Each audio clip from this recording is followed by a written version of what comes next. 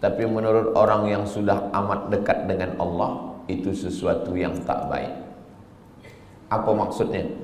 Banyak perbuatan yang kita sangka tak dosa, tapi sebenarnya dia adalah dosa. Ambil contoh, inni la astaghfiru ila rabbi wa atubu ilai. Kata Nabi SAW, saya beristighfar minta ampun kepada Allah mi'ata marrah, 100 kali sehari semalam. Padahal Nabi maksum, Nabi tak ada dosa, Nabi suci, Nabi bersih. Kenapa Nabi beristighfar? Hadis ini muskil, problem. Maka dibahaskan oleh para ulama. Kenapa Nabi beristighfar 100 kali sehari semalam? Padahal dia tak ada dosa, tak ada silap, tak ada salah. Rupanya dosa Nabi bukan minum khamar, na'udzubillah, bukan syirik, na'udzubillah. Dia merasa kalau dia lupa sesaat sahaja, dia sudah anggap itu sebagai dosa kepada Allah Subhanahu wa ta'ala. Jadi makna hijrah adalah meninggalkan sesuatu walaupun nampaknya kecil, tapi dia membuat kita jauh daripada Allah Subhanahu wa ta'ala. Saya sudah hijrah, Ustaz Abdul Samad, saya tak ada buat dosa lagi. Ketika kita mengatakan kita tak berdosa, sebenarnya kita sedang berdosa. Dosa kita apa? Dosa merasa diri kita suci. Orang yang pernah berbuat dosa, selepas itu dia bertaubat, lebih baik daripada orang yang merasa beramal lalu melihat orang lain adalah penghuni neraka. Maka kita ini adalah orang yang pernah berbuat salah, pernah silap, pernah khilaf, pernah melanggar sunnah Rasulullah sallallahu alaihi wasallam. Selepas itu kita bertaubat kepada Allah Subhanahu wa taala. Maka kalau kita tengok dalam sembahyang, dari mula takbiratul ihram sampai kepada salam, dari mula kita angkat tangan Allahu Akbar sampai kepada salam, tidak ada di dalam sembahyang itu doa jauhkan aku dari riba, jauhkan saya dari zina, jauhkan saya dari khamar. Tak ada. Cubalah tengok bacaan solat itu. Tapi dia mengajarkan kita untuk merenung amal yang kecil-kecil. Manakala kita angkat tangan Allahu Akbar, apa maknanya? Orang yang merasa diri dia besar, saya yang paling besar, saya yang paling mulia, saya yang paling hebat, saya yang paling utama, maka pada saat itu dia sudah berdosa. Maka dia katakan, yang besar hanya engkau saja ya Allah. Allahu Akbar kabira.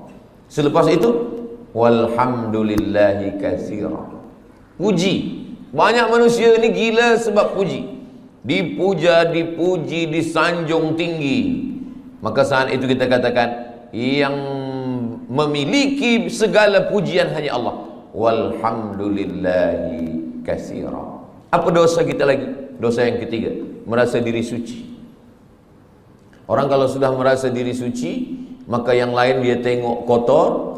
Kalau dia tak berdosa, yang lain penghuni neraka.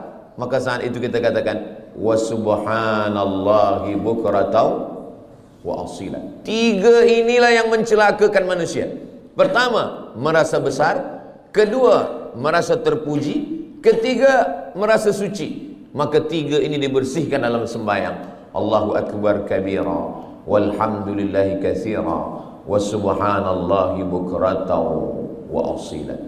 Kira-kira kita yang hadir ramai di Masjid Jami' Sultan Yahya Petra Macang ini, beramai-ramai tuan imam, datuk-datuk, datin-datin, semua yang berhadir jemaah ini, siapakah di antara kita ini yang terkena penyakit yang tiga ini? Pertama, merasa besar.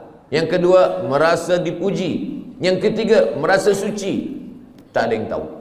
Tapi kalau ditengok daripada zahirnya, yang merasa mulia adalah Ustaz Abdul Samad, sebab dia duduk tinggi, yang lain rendah di lantai. Siapa yang merasa dipuji-puji? Ustaz Abdul Samad juga dipuji-puji orang. Siapa yang merasa diri dia suci? Saya juga. Mungkin saya merasa diri saya lebih suci daripada orang lain. Jadi sebenarnya yang saya sampaikan ini bukan untuk orang lain, untuk diri saya dulu. Bila saya tunjuk orang, sebenarnya saat itu untuk orang lain satu jari saja. Satu telunjuk saja. Yang keempat ini adalah untuk diri sendiri. Jangan engkau merasa diri engkau besar. Allahu Akbar kabira.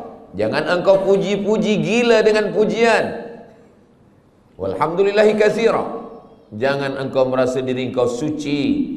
Wa subhanallahi bukratan wa asila. Jadi hijrah ini dibagi kepada 3. Hijrah yang pertama, hijrahnya awam. Hijrahnya orang yang paling rendah. Hijrah meninggalkan syirik, hijrah meninggalkan zina, hijrah meninggalkan khamar, hijrah meninggalkan riba, hijrah meninggalkan ghibah. Hijrah nampak. Tapi ada hijrah yang kedua, hijrah meninggalkan takbur. Tak nampak. Kalau khamar, nampak dia minum khamar. Kalau judi, nampak dia main judi. Tapi judi dululah. Dulu orang main judi memang nampak. Sekarang tak nampak. Nampak macam baca Quran. Rupa judi online. Judi nampak. Orang yang minum khamar tahu bahwa dia sedang buat dosa. Orang yang berzina tahu bahwa dia sedang buat dosa. Orang yang sedang berjudi tahu bahwa dia sedang buat dosa. Ini hijrah yang rendah sekali. Tapi ada hijrah yang lebih tinggi lagi.